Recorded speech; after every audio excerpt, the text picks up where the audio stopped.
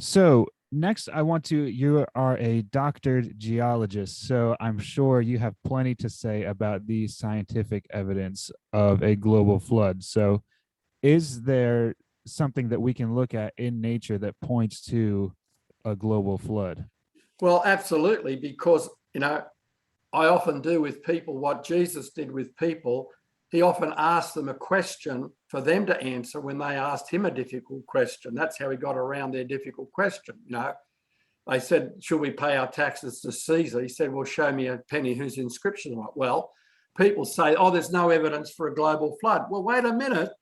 If the flood really occurred as described in Genesis, with all the hails under the whole of heaven being covered with water, and all flesh died, it says, then what evidence we'd look for? Wouldn't we expect to find billions of dead things, plants and animals, buried in rock layers of sand and mud that was laid down by water all over the earth?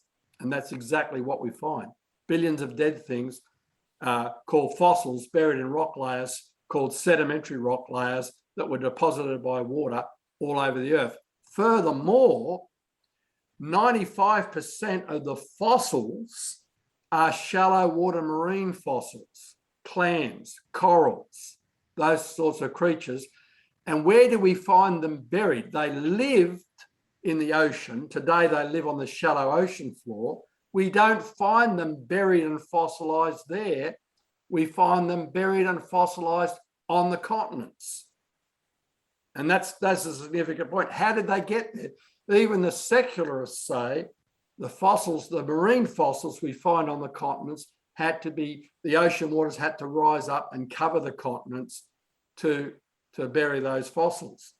And then we ask the question, well, what sort of conditions do you need to form a fossil? Because the secular view is that it happened very slowly. Over millions of years, the oceans came in and then it went out again. But where are all the dead? You often get told, a fish dies, it sinks to the bottom where it's slowly covered up by sand and mud and fossilized. But where are all the dead fish on the bottom of the ocean waiting to be fossilized?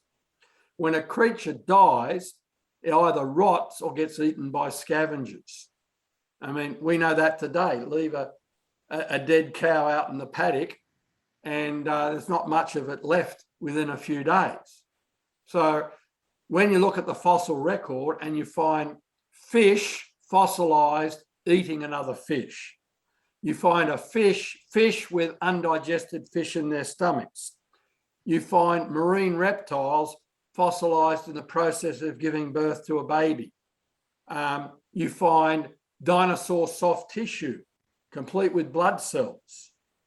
You find squid with the ink sacs still with ink in them still. You find skin. You find wasps with their wing venation preserved. You find flowers. I mean, how are any of these fossils jellyfish fossils? We know they melt on a beach, washed up on a beach within a day. How do you find hundreds and hundreds of these jellyfish fossils beautifully preserved in outback South Australia? So fossilization is a rapid process. And when you see fossil after fossil multiplied, and in fact, we don't find the fossils in their ones and twos, we find them in what we call fossil graveyards en masse. There was mass destruction. I'm here in the Cincinnati area and I'm sitting on a massive fossil graveyard of trillions of shellfish, corals, clams, those sorts of creatures. And they're not buried the way they lived because they're all haphazard and jumbled up together. And this is not where they lived, this is where they're buried. They're buried. I mean, the ocean is 1,000 miles away and I'm 500 miles away.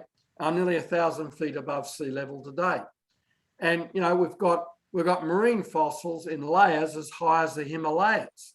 The Himalayas weren't there before the flood because they're made up of fossil-bearing layers that were produced by the flood. And so we find this on every continent. And these layers that contain these fossils are often found right across the continents.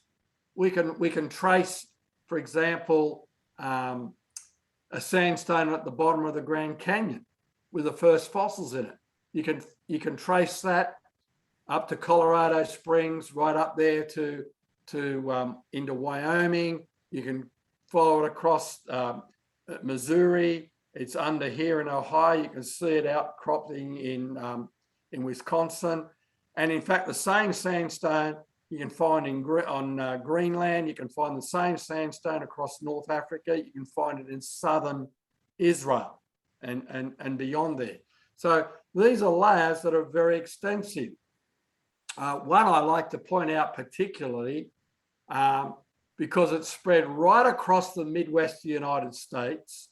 We see it again right across Europe, right across the Middle East, across England. It's the famous chalk beds. It's a type of limestone. Everyone knows about the White Cliffs of Dover, 1,000 feet thick. And those chalk beds can be traced from England and Northern Ireland, right across Europe, down through the Middle East to Kazakhstan, Egypt, etc. Same chalk beds from right across the Midwest United States. The same chalk beds are found in southern Western Australia.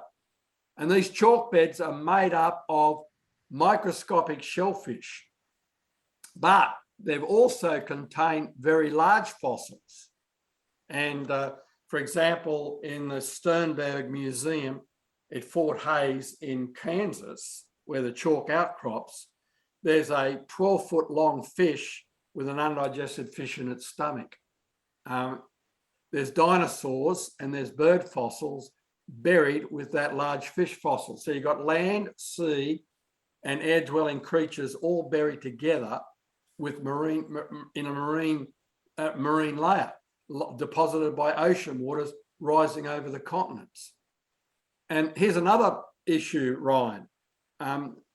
The geologists today look at present-day processes as the explanation for how things formed in the past. They call it the present is the key to the past. And so where do we find lime accumulating today on the ocean floor? Well, yeah, out in the ocean floor, and it accumulates at a fraction of an inch every 1,000 years. It's called calcareous ooze. And that's the analog that they use, the idea that they use, the comparison that they use for formation of limestones like chalk. But at a fraction of an inch every 1,000 years, how are you going to bury a 12-foot long fish with an undigested fish in its stomach?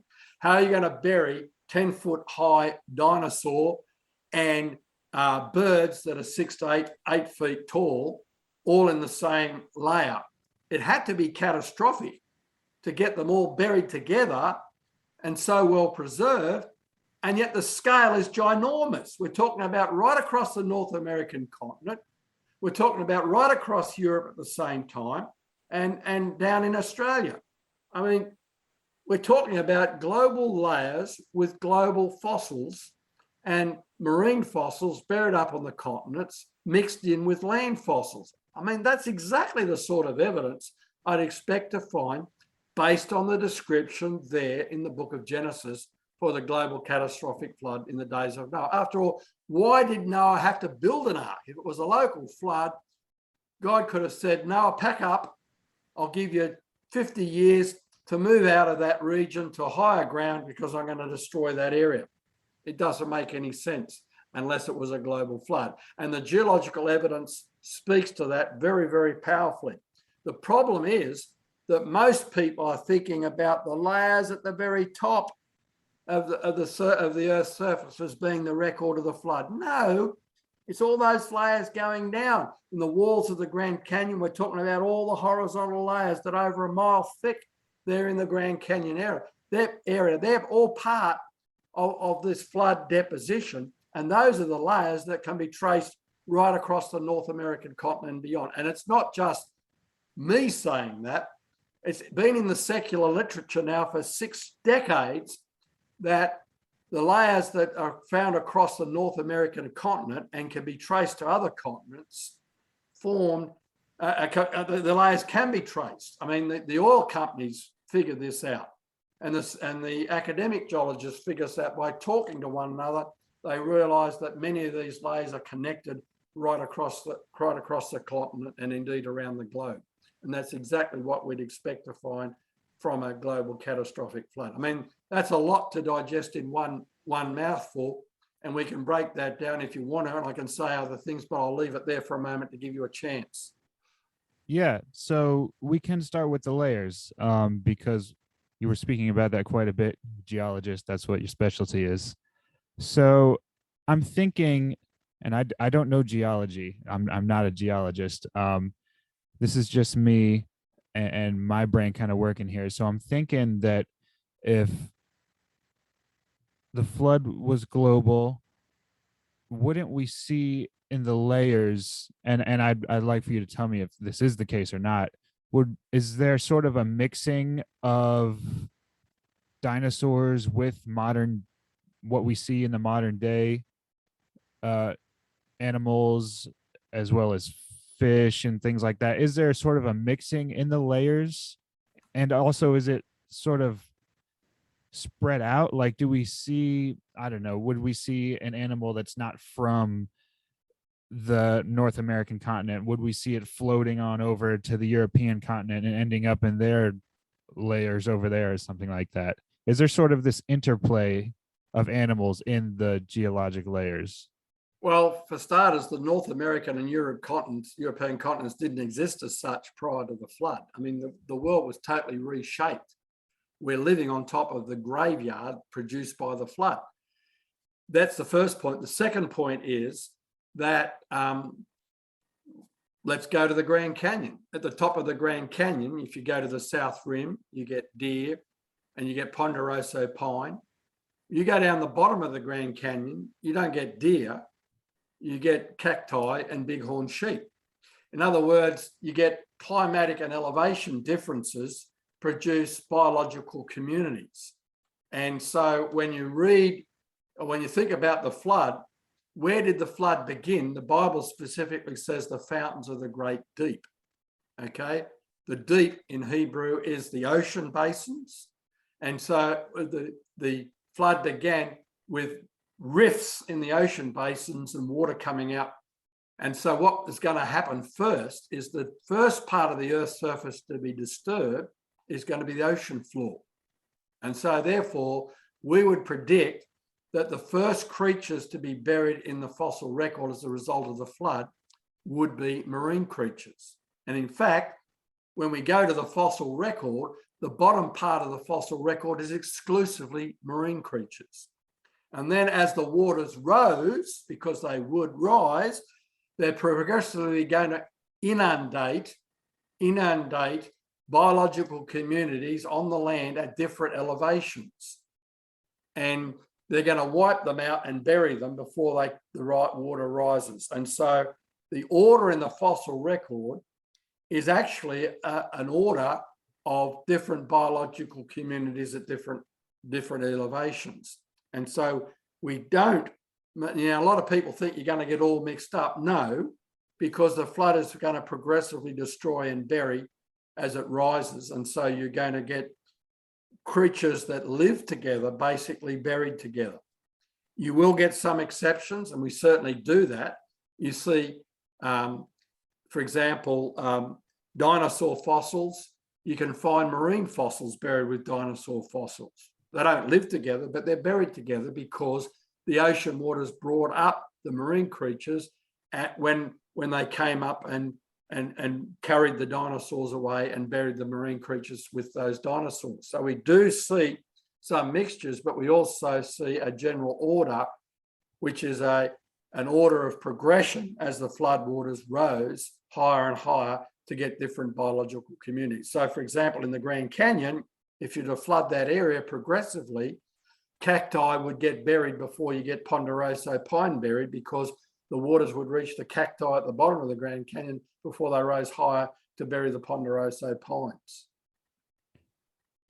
So if I was to play devil's advocate and say I was coming from the worldview that evolution has caused us to be through random mutation, isn't there historical view, I suppose, on how we came about? Doesn't it start with marine life, and then move on to different classes. And wouldn't they say that the reason marine life is on the bottom layer is because they're the oldest life forms, and then the next layer is the next oldest, and so on and so forth, and that the layers are sort of different ages of animals, is what I was taught in, Yeah, but public it's high an school. interpretation. You don't find labels on the rock layers saying I'm 100 million years old or I'm 400 million years old. That is merely a man-imposed interpretation on the layers. And yes, it is true that you find the marine creatures at the bottom, but here's the important thing. You go at the beginning of the fossil record, you go in the deeper layers, there's hardly any fossils, mainly microscopic fossil material. Suddenly, you get to an erosion surface, which is an erosion surface that can be traced all around the globe. And the secularists accept that as well. And then suddenly, you get the so-called Cambrian explosion. You go from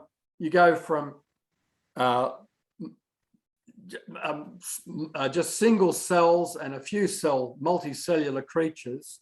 Suddenly you get all these body plans of all the different phyla. All of a sudden, even Stephen Jay Gould, the renowned paleontologist of the 20th century, late 20th century, had no answer for the Cambrian explosion. He couldn't explain how you went from no multicellular macroscopic life with all the different body plans to suddenly all these body plans appear. For example, the trilobite is one of the earliest of these creatures, and it's very complex. It's got a complex lens system in its eye, multi lens system in each eye, and it's highly and in the layers below there's no ancestors. I mean, we don't find the transitional fossils. We find the fossils appear suddenly in the fossil record, fully formed, without any hint of an ancestor. And once they appear in the fossil record, Stephen J. Gould said, and Niles Eldridge from the American Museum of Natural History, they either stay the same or they go extinct. They get destroyed. And that's exactly what we'd expect. Some creatures in the flood, particularly marine creatures, would survive through the flood. Others would be destroyed because they became extinct. They couldn't survive in the flood waters, or they weren't on the ark and were wiped out. Only the animals on the ark would have lived on into the post-flood world, but even then, some of those would have had difficulty surviving because of the changed ecological conditions in the post-flood world. So the evolutionary idea is an interpretation of the evidence. And you might say, yes, well, aren't you interpreting the evidence too? So, but my basis is taking God's word. God was there, and he has given us a record of what he did through history. And it's very important because why is that history important? Is because it's Jesus's family tree. How is Jesus the last Adam if he isn't connected biologically to the first Adam, the real Adam in the Garden of Eden? How can he be our kinsman redeemer if he wasn't related to the first Adam who disobeyed and rebelled? How could he be the promised redeemer that even Adam and Eve knew about? And so that history does matter because it's Jesus's history, and it traces the ancestry of Jesus back through Noah, back to Adam, and the flood is part of that history.